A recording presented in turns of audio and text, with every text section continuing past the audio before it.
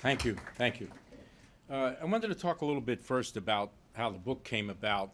I often get accused of maybe setting the stage for events today. It's, I guess for an author watching what's going on now and having a book like this, it's, seems like perfect timing, unfortunately. I started out to write a very different book than this. I was, really thinking about the way conflict goes today compared to wars and military interventions of the past. I think all of us know we talk about the greatest generation, World War II, the good war. We were attacked. We as a nation came together. We had clear objectives. There were men like Marshall and FDR and others that were in the leadership positions. And we managed to handle it in a way that seemed very satisfying in the end. It was the first time in our history that the winner paid reparations, when you think about it. I mean, up until that point, it was unheard of. The loser had to pay for the war. But when you think about the Marshall Plan and everything we did, it was the winner that took our adversaries and raised them up, Germany and Japan. And I think in many ways, that's always been our model. When we think about committing our military, that's the good war. That's what, no wars are good, of course, but it's a good war in the sense that it seemed just. Everything we did seemed to be, from the perspective of the moral high ground, the leadership was in place, we had a strategy, we had an end state. And so these sorts of things were sort of set in concrete as to way that we would commit our military. But think what's happened since then. The Korean War, the Vietnam War, Iraq, Afghanistan, Somalia, and many other maybe smaller commitments. They're very unsatisfying. They didn't have those sorts of clean lines. The reasons we went in might have been very vague or difficult to understand.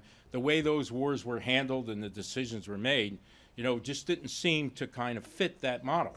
There is an American way of war, which basically is relatively straightforward. But the kinds of conflicts we're into now seem not to fit that. The book I started out to write was basically oriented to the battlefield. What do our troops go through to having to adjust to this? They're trained for that sort of good war model, but they find themselves now in murky commitments, no clear political objectives. They're on the ground trying to rebuild nations in strange environments. So I started it from the point of view of the soldier, Marine on the ground, something I'm very familiar with. But as I went along and did the research for the book, a couple things struck me. One was that, the troops, when you're out there and you're with them on the ground, they get it. If you go down to the village level, they understand what's happening on the ground. And most of them, not all of them, adapt. It's the decisions that get made somewhere else that cause the problems. And the more I started to look at this somewhere else, I found how far removed from the battlefield that was. It's all the political decisions that are made and analyses that are made before we even put boots on the ground. It's all the decisions and political machinations that go on while our troops are out there and in the midst of these kinds of conflicts. That's why the title of the book, Before the First Shots Are Fired, How America Can Win or Lose Off the Battlefield.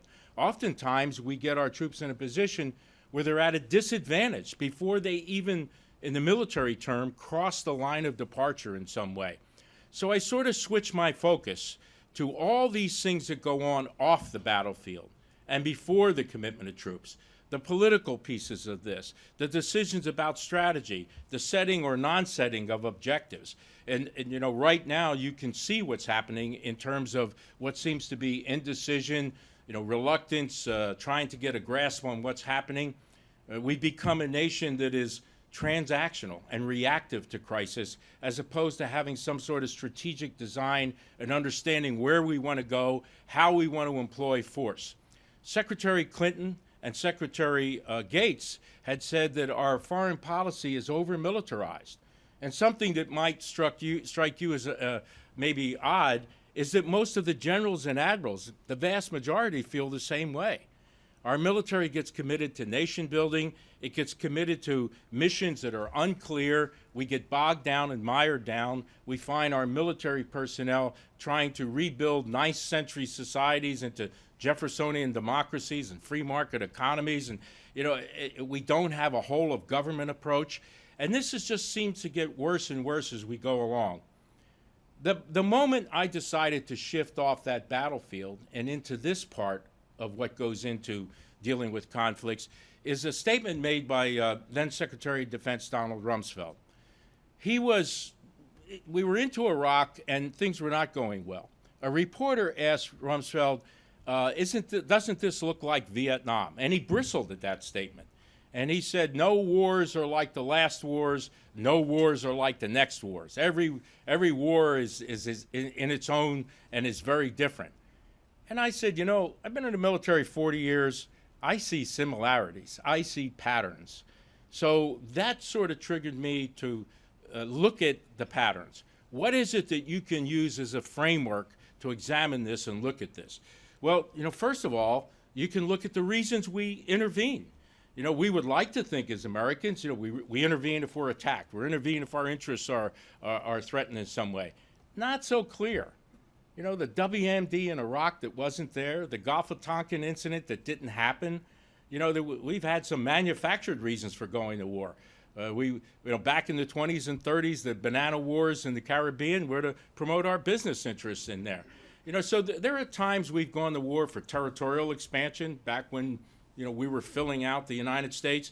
So the reasons aren't very clear. The first part of the book talks about what I call triggering events. What are the events? Sometimes our leadership actually creates the reason for going to war. Remember the red line in Syria? We have had presidents that have drawn red lines. We have had presidents that have articulated presidential doctrines that basically says, we will fight here. And that's all well and good when you say it publicly, but there's sort of a nuance to this. You sort of tell your adversary under what conditions you would fight. That adversary can then, if the advantage is to him, can create that situation to call your bluff or to force you to do something. Presidents need to be much more careful about red lines. I think our current president has probably learned that lesson. Sometimes we have created the situation or set the condition under which we fought. So the first part of the book kind of deals with these areas. It's not as cut and dried as you might imagine. The second has to do with how we've analyzed how the president, our leadership, our political leadership then says, okay, we have a crisis. We have a triggering event. Help me understand it. We're watching our president go through that now. Tell me about what I need to know. What are my options? Here, it's critically important to look at where does the advice come from? It's not as clean as the intelligence guys coming in and laying it out. I talk in the book about how different presidents have handled this. Eisenhower with the Solarium Group. Presidents that have had key advisors, the Kissingers, the Brzezinskis, the Cheneys, that sort of dominate the advice in one way or another. Presidents that have used their cabinet. Presidents that rely on the National Security Council or a handful of trusted advisors. So the advice and the analysis, the intelligence, which sometimes has been good and sometimes it has been catastrophic in misjudging events, and how that has led us to a decision. I talk about presidential decisions in the book. What's going through the president's mind? Is there a degree of emotion? Is there something else that's happening? Is this catching by surprise, or is there something beyond just the cool and cold analysis that leads to that decision? Also, the strategy that's created. Before you even decide to step onto a battlefield, I can tell you this from a military general's point of view, tell me what you want me to do. I was a student at the National War College as a lieutenant colonel, and we had a representative from Congress come to speak of us by the name of Newt Gingrich. And Newt said to us, someday some of you will rise to higher rank, you'll be generals, and your political masters are going to tell you, go do this, attack this, intervene here. He said, it is critical for you to ask this question. And then what? Now think about Iraq. We went in and the mission was to take out Saddam. We did in 3 weeks. We stayed there for 10 years. You know, okay, Mr. President, Saddam is gone. And then what? You know, so the same thing in Afghanistan. Get al-Qaeda. Well, we didn't pay attention to the mission, and al-Qaeda beat feet into Pakistan. Now al-Qaeda